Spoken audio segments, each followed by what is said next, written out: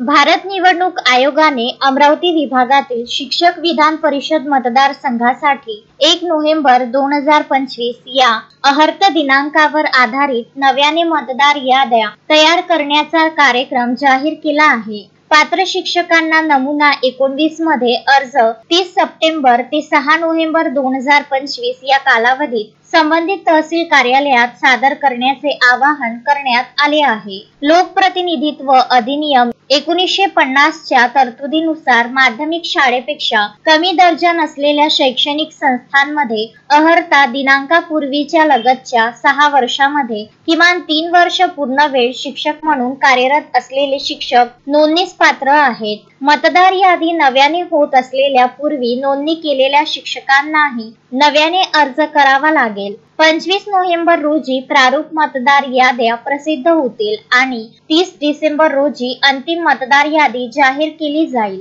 विभागीय आयुक्त डॉक्टर श्वेता सिंघल आणि जिल्हाधिकारी आशिष येरेकर यांनी पात्र शिक्षकांना वेळेत नोंदणी करण्याचे आवाहन केले आहे।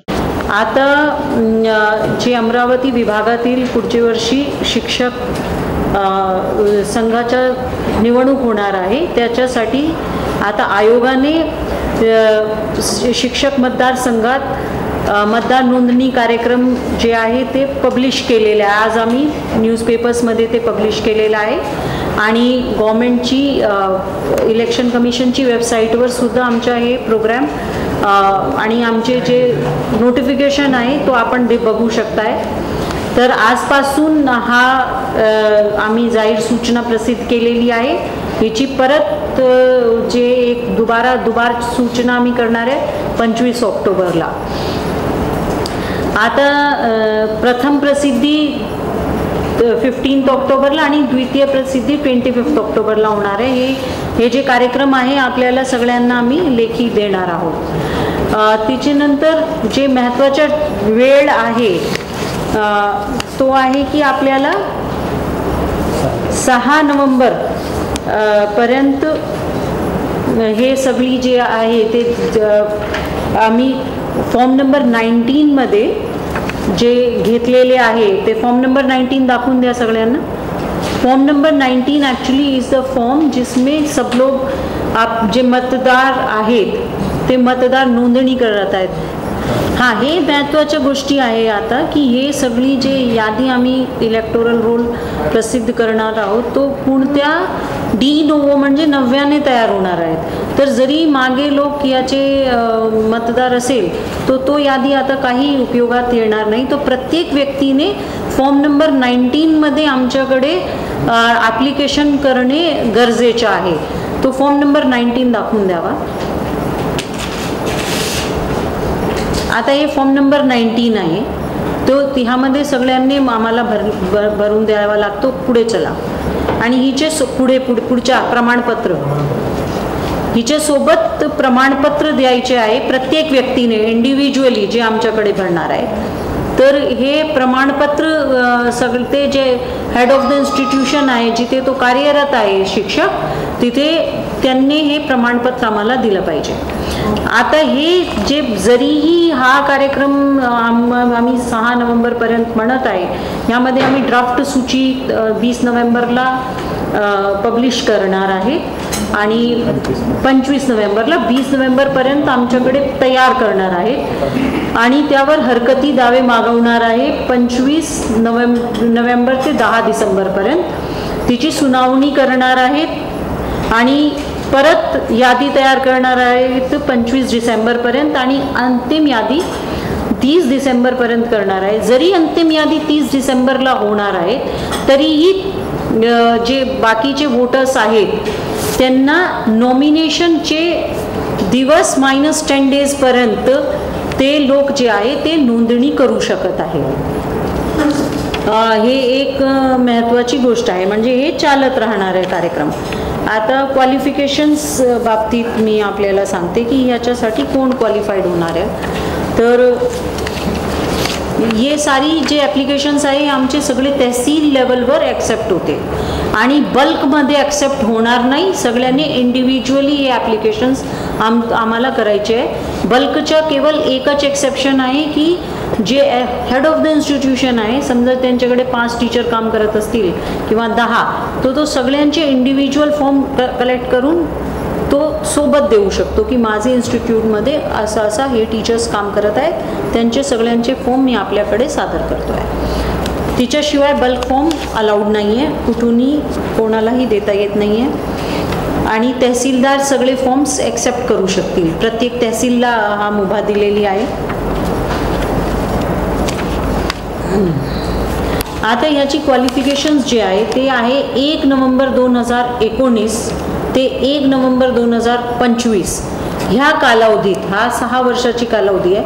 हा कालावधीमध्ये तो व्यक्तीने 3 वर्ष शिक्षण दिलं पाहिजे. कुठले दिलं पाहिजे? In any educational institutes which are not lower in standard than that of the secondary school. म्हणजे सेकंडरी स्कूल किंवा त्याचे वर्गचे जे इन्स्टिट्यूशन आहे त्यामध्ये शिकवणारे टीचर्स ह्या ज्यांनी मागचे 6 वर्षामध्ये 3 वर्ष काम केलेला असेल तो या मतदारसाठी तो एलिजिबल आहे. यामध्ये पार्ट टाइम टीचर्स एलिजिबल होणार नाही असं हे क्लिअर आहे. आणि ते रेग्युलर असायला पाहिजे किंवा ॲडहोकवर बी असेल तरीही चालतो. जे व्यक्ती जिथे राहतो, जिकडच्या नॉर्मल रेसिडेंट आहे, ऑर्डिनरी रेसिडेंट, परमनंट नाही, ऑर्डिनरी रेसिडेंट आहे, तिकडे त्याची मतदार नोंदणी होणार आहे. जिथे ते शिकवतो ते महत्त्वाचं नाही आहे, जिथे तो राहतो तो ग्राह्य धरला जाणार आहे.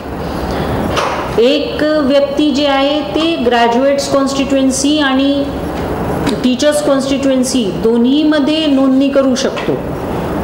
पण एक टीचर म्हणजे 2 मतदार म्हणजे टीचर्स मतदारसंघामध्ये नोंदणी करू शकत नाही, तो अलाउड नाही आहे. ॲप्लिकेशन्स आम्ही पोस्टाने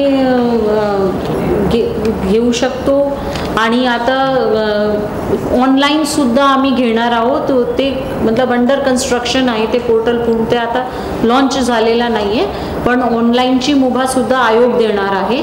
तो ऑनलाईन ॲप्लिकेशन्स करता येईल आणि फिजिकली येऊन आमचे कुठल्याही तहसीलमध्ये किंवा माझे ऑफिसमध्ये तो ॲप्लिकेशन देता येईल. आणि फिजिकली आणि पोस्टाने सुद्धा हे ॲप्लिकेशन्स पाठवता येईल. तो हे लिस्ट आहे जे आम्ही पब्लिश केलेली आहे आता नोटिफिकेशन सोबत, की कुठले लिस्ट एज्युकेशनल इन्स्टिट्यूशन्स आहेत जे यामध्ये त्यांचे टीचर्स जे आहे ते यामध्ये पार्टिसिपेट करू शकतो.